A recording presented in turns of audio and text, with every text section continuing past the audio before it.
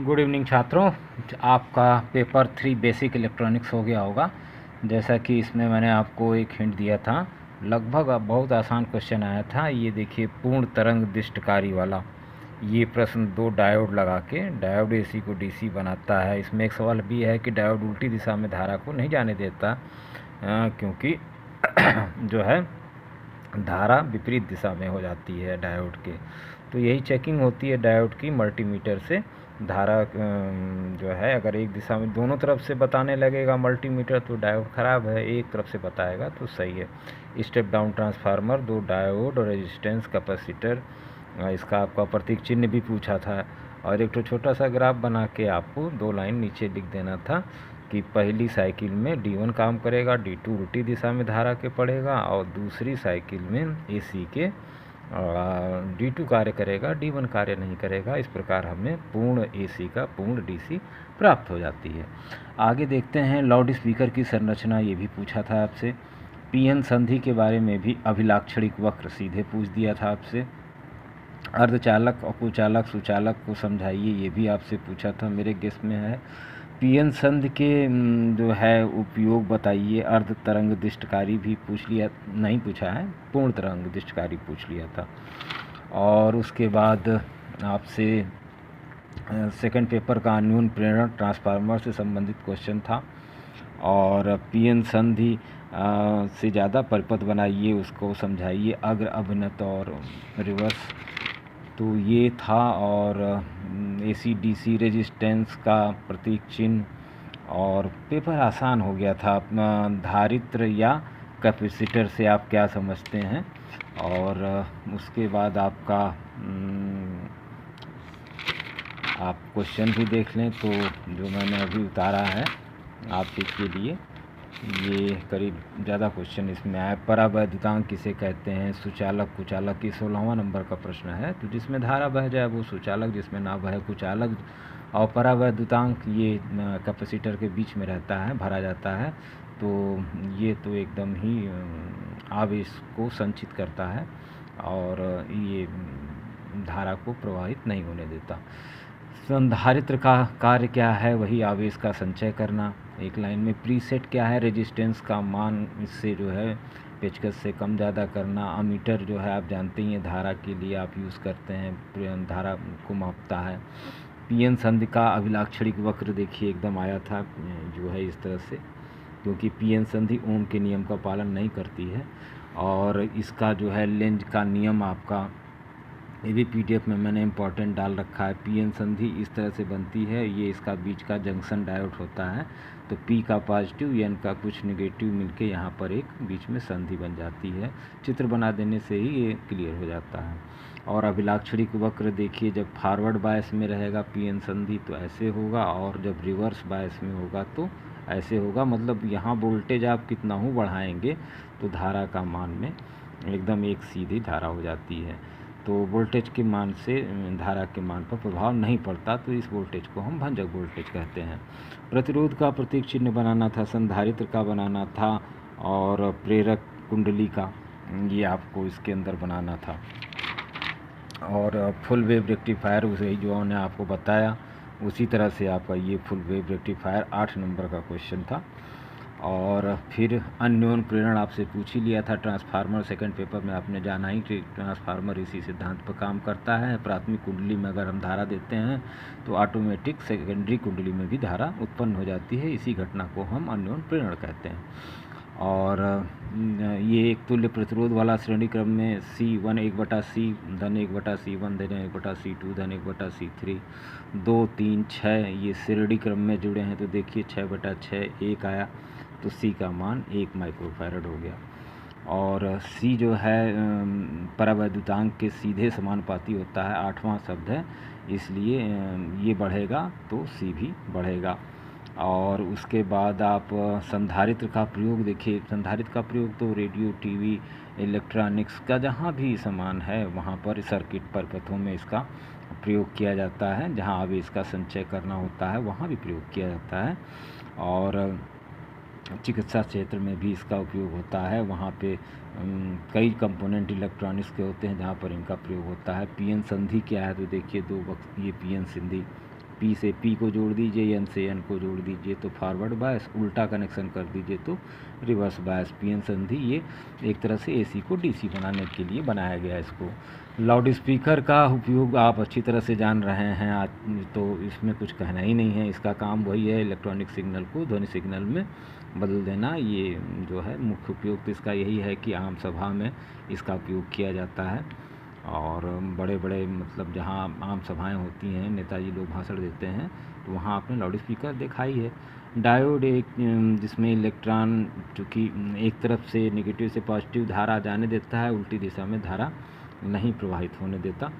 ये आपका था। अमीटर वोल्ट मीटर में क्या अंतर है? मीटर जो है धारा मापी है और वोल्ट मीटर वोल्टेज है। तो ये भी 8 नंबर का सवाल था। तो इस तरह से देखें अगर हम तो 2 2 4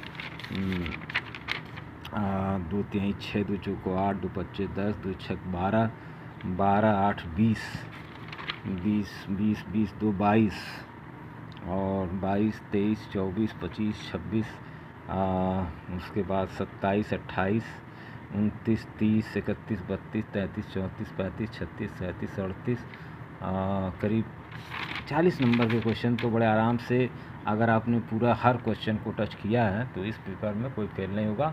चौथा पांचवा पेपर का वीडियो मैंने आपको चौथा का डाल दिया है, पांचवा का भी मैं डाल रहा हूँ, थोड़ा उसको देख के जाइएगा। कॉन्सेप्ट वही है, जितना मैंने पीडीएफ दिया है उस पीडीएफ को थोड़ा देख लीजिएगा, क्वेश्चन उसी से आएंगे। चौथा और पांचवा आपका संडे मिल रहा है, आपको आराम से उसको देखिए और देख के अपनी तैयारी उस हिसाब से कर लीजिए।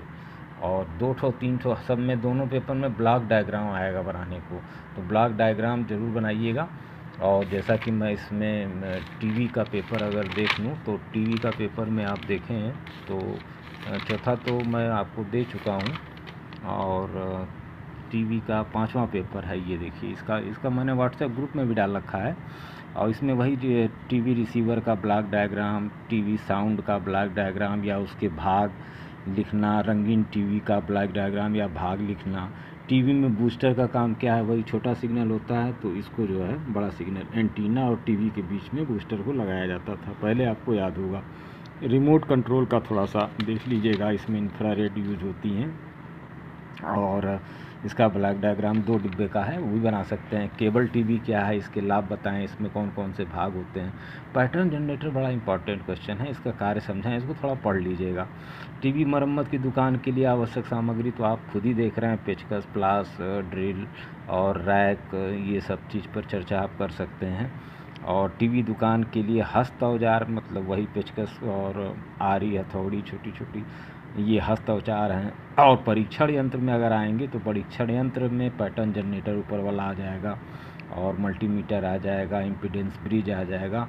तो परीक्षण यंत्र अलग हैं और हस्त औजार अलग हैं। हस्त औजार में आप पेचकस वगैरह लिखेंगे, और उसमें जो है परीक्षण जिससे किया जाता है, तो पैटर्न जनरेटर, मल्टीमीटर, ये सब चीज़ें।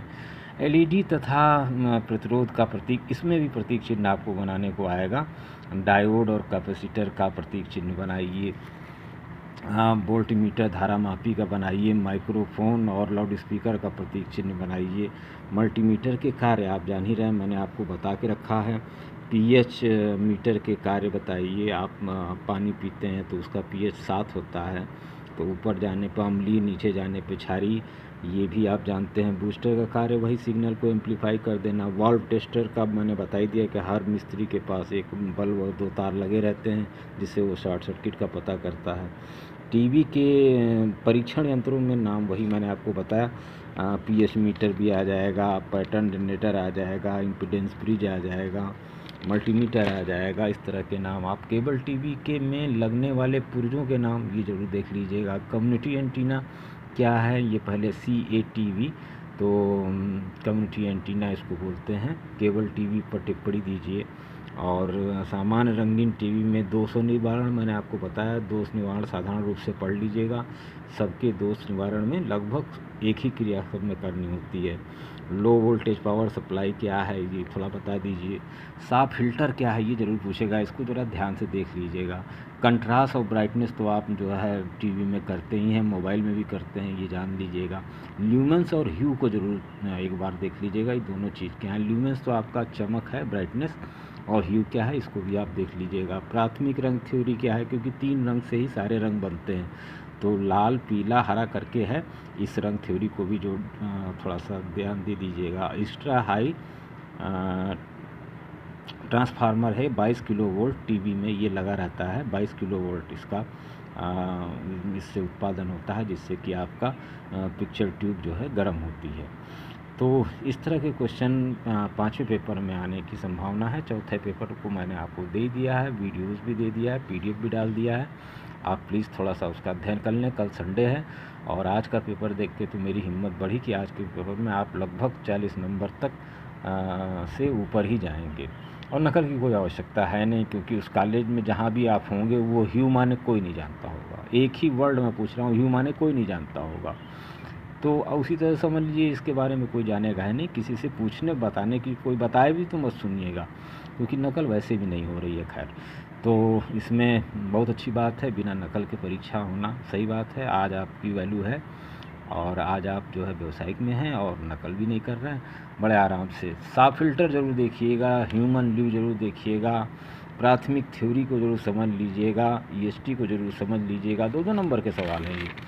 और उसके बाद आप PH मीटर घर घर में यूज होता है, मल्टीमीटर के काम क्या हैं देखिए। लाउड स्पीकर इसमें, माइक्रोफोन इसमें भी इसका चिन्ह बनाने को आ सकता है, आएगा। और बूस्टर का काम क्या है, वाल्व टेस्टर क्या है, डायोड कैपेसिटर क्या है, LED प्रतिरोध का प्रतीक चिन्ह बनाना आपका, और टीवी मरम्मत की दुकान के लिए आवश्यक सामग्री, ये जो है क्या क्या चाहिए होता है, रैक चाहिए, पेचकस, जितना आपको याद आए जो आपने देखा हो वो आप लिख सकते हैं। और परीक्षण यंत्र में तो फिक्स है